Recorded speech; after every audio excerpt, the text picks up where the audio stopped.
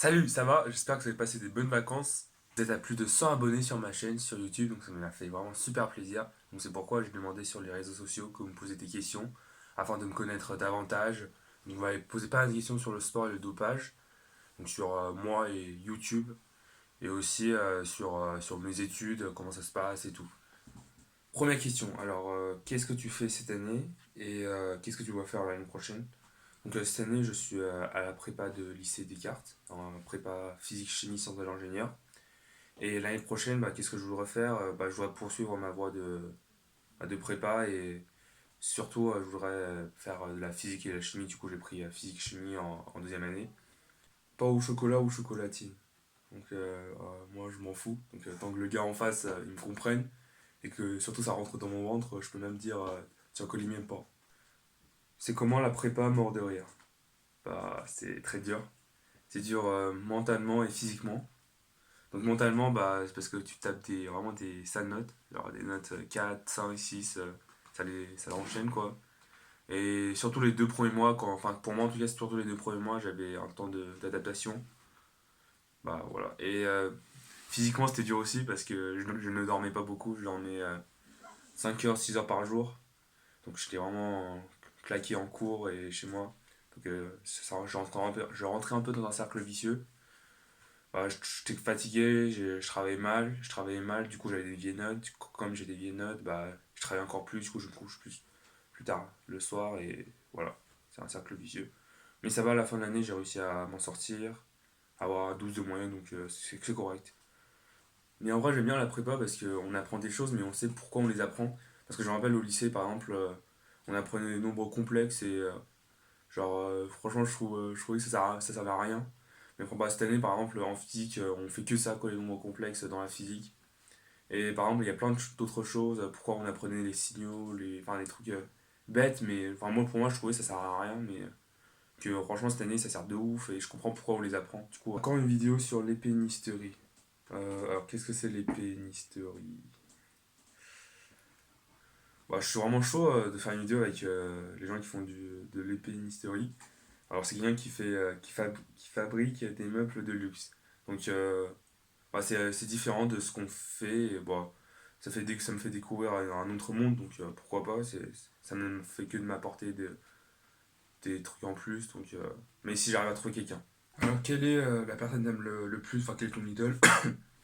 Alors j'aime quelqu'un qui s'appelle... c'est vraiment une source d'inspiration, c'est Jacques Ma, ou son nom en chinois c'est Ma Yun. En gros, c'est quelqu'un, si je résume son histoire, c'est quelqu'un qui était, à l'époque, personne ne voulait de lui dans son entreprise parce qu'il était petit et moche.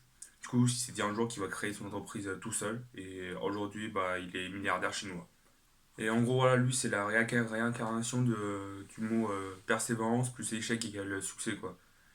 Et après dans mon idée, c'est ce que j'aime le plus, je préfère quelqu'un qui est comme Kobalade, qui est partir de très bas et qui est maintenant aujourd'hui c'est quelqu'un ultra connu, il fait ses sons avec d'autres gens, plutôt que quelqu'un qui est comme Jason Smith par exemple qui suit un peu la voie de son père, qui est en gros qui est déjà riche de base, qui a une base assez solide et qui maintenant voilà c'est un rappeur aussi stylé que son père, mais voilà, mais je préfère Kovalade, quelqu'un qui part vraiment de très bas et qui arrive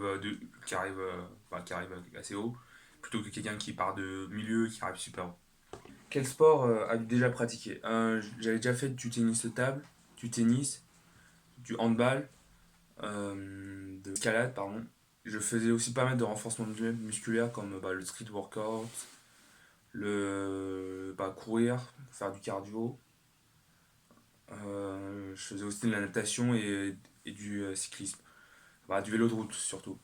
Alors pour la natation, c'était plus de l'apprentissage parce que je savais pas très bien nager et il fallait que je passais mon truc de sport, là, mon évaluation de sport en première de natation. Du coup, c'est pour ça que j'avais appris à nager. Enfin, je nageais pour l'évaluation. À quand le front lever? Alors, le front lever, c'est une figure de street workout et je pense que j'espère l'avoir avant les vacances, avant la rentrée plutôt.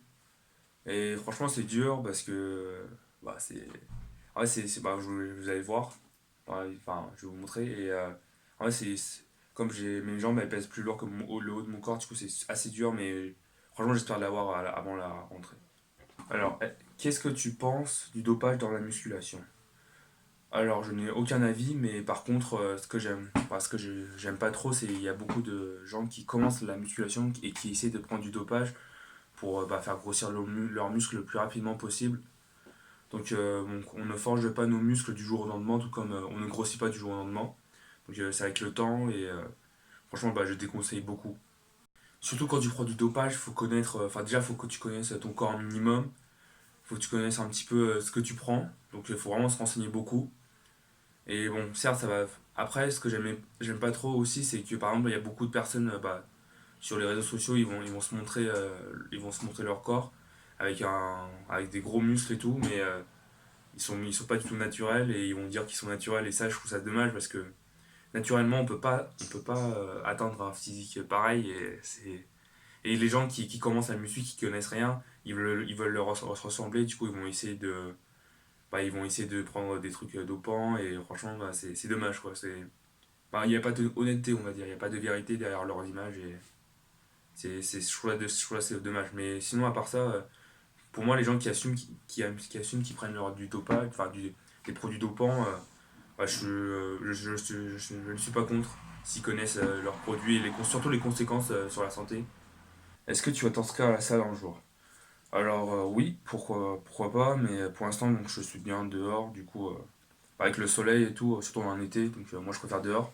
Après ce que j'aimais pas trop à la salle, j'ai été allé une fois ou deux, c'est que les gens ils s'en foutaient de toi, et il n'y avait pas une bonne ambiance je trouvais.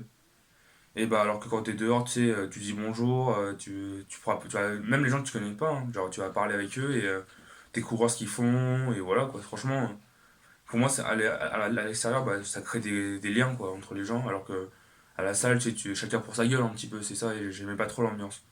Mais oui, pourquoi pas, mais surtout en hiver. En hiver, quand il fait froid, c'est sûr de s'entraîner dehors.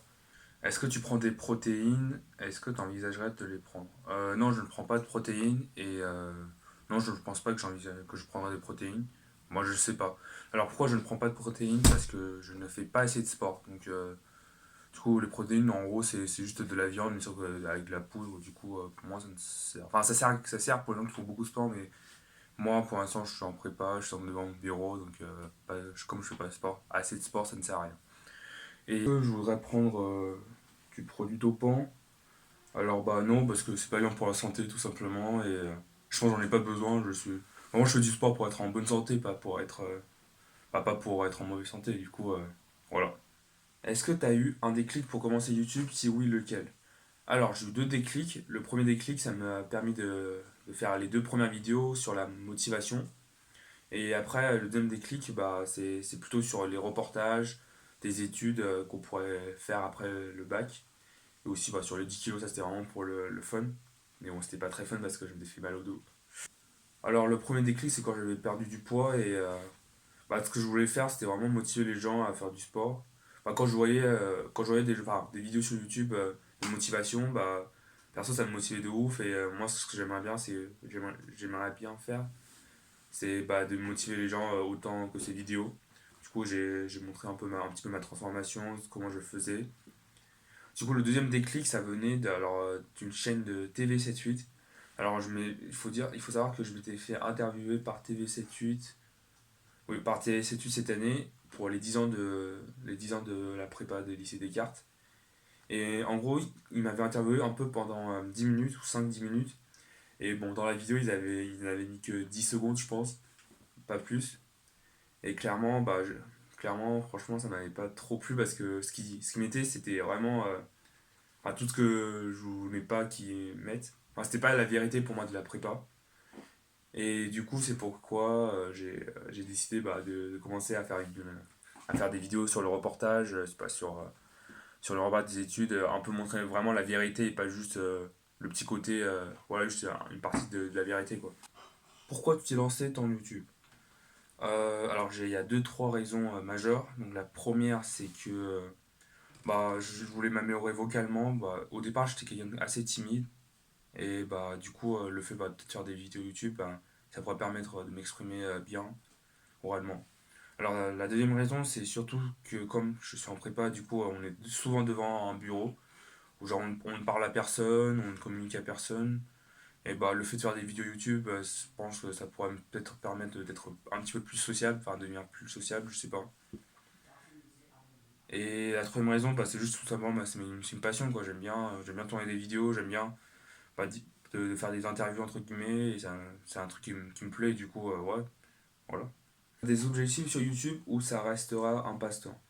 Alors, bah, déjà, je pense que c'est plus un passe-temps, mais j'ai quand même des objectifs. Donc, alors pourquoi? Parce que passe-temps, parce que là, pour l'instant, j'essaie de me focaliser vraiment sur mes études.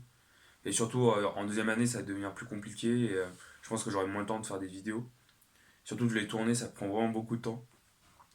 Et objectif, bah, bon, dans la vie, il faut toujours avoir un objectif, sinon on ne progresserait pas. Voilà. Quelles sont les difficultés que tu as rencontrées par rapport à ta chaîne aux matériaux? Alors, par rapport à ma chaîne, c'est que tout ce qui est montage et tout, c'est vraiment compliqué, ça prend beaucoup de temps. Donc, par exemple, pour une vidéo de 10 minutes, il faut que je mette environ 4 heures à la monter, donc quand même. Mais la partie amusante, enfin, que j'aime bien faire, c'est parler avec des gens, enfin, surtout pour les interviews, de voir ce que font les gens, comment ça se passe leur étude, si c'est bien, quelles sont leurs difficultés rencontrées, etc., etc. Alors pour la partie matériaux, pour la partie des matériaux, alors j'en ai pas mal. Il faut savoir que pour filmer, j'ai une self, self, non, perche selfie, pardon. Je dispose aussi des Lego pour tenir mon portable. Et voilà, donc pour l'instant chez moi ça se passe plutôt pas mal pour tout ce qui est son et tout, mais quand je suis dehors c'est impossible de... Quand je suis obligé de gueuler, et des fois ça s'entend pas dans les vidéos. Toi aussi tu fais encore pipi au lit? Non, bah non, je fais plus pipi au lit. Est-ce que je suis en couple? Non, je ne suis pas en couple. Voilà, c'est la fin de la vidéo, donc j'espère qu'elle vous a plu, donc j'espère qu'elle vous a donné des renseignements davantage sur moi. Donc n'hésitez pas à lâcher un pouce bleu et aussi à partager la vidéo. Je vous retrouve pour une nouvelle prochaine vidéo. Ciao!